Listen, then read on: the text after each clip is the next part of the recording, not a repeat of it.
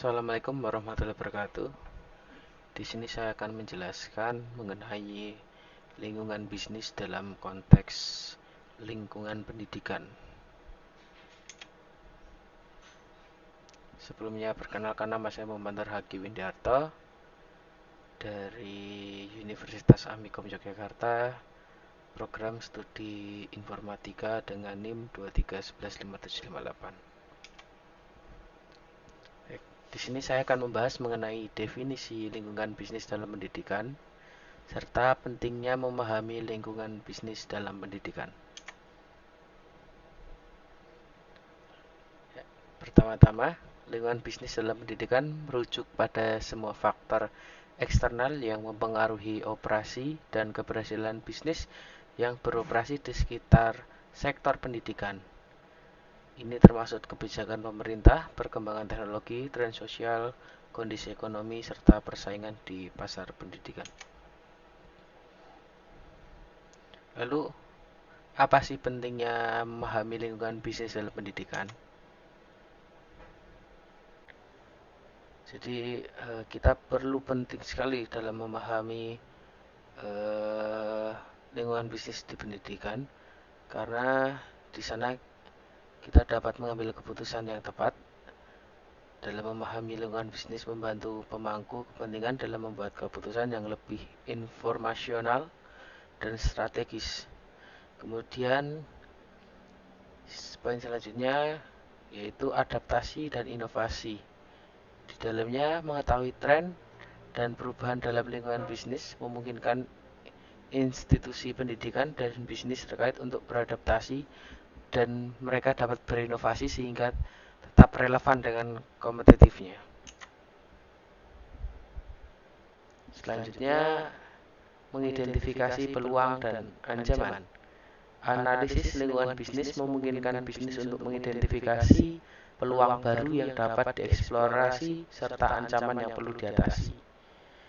Dan kemudian, keberlanjutan bisnis. Pemahaman yang mendalam tentang lingkungan bisnis memastikan bahwa bisnis pendidikan dapat berkembang secara berkelanjutan dengan memperhatikan aspek-aspek lingkungan, sosial, dan ekonomi. Selanjutnya, kepatuhan terhadap regulasi. Dengan memahami kebijakan dan regulasi yang berlaku, bisnis dapat memastikan bahwa operasional mereka sesuai dengan hukum yang berlaku, menghindari sanksi, dan membangun reputasi yang baik. Kemudian meningkatkan kualitas pendidikan. Dengan memahami kebutuhan dan preferensi pasar, bisnis dapat meningkatkan kualitas produk dan layanan pendidikan yang ditawarkan, sehingga memberi manfaat yang lebih besar bagi siswa dan masyarakat. Untuk studi kasusnya, di sini itu terdapat contoh seperti platform atau tempat untuk electronic learning atau e-learning seperti ada Zenius, ada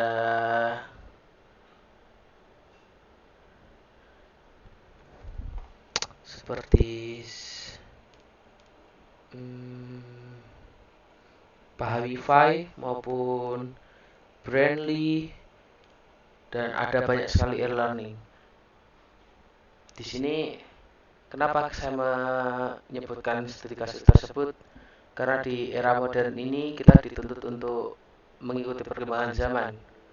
Dan pada sektor pendidikan, mereka memanfaatkan perkembangan zaman sehingga mereka menciptakan sebuah platform belajar yang bisa dikatakan bisa dilakukan di mana saja. Sehingga semua siswa dan mahasiswa mereka berminat untuk melakukan e-learning tersebut. Sehingga pada kasus ini Zenius dan platform-platform yang lain bisa sangat berkembang. Seperti itu. Sekian yang bisa saya sampaikan, kurang lebihnya mohon maaf. Wassalamualaikum warahmatullahi wabarakatuh.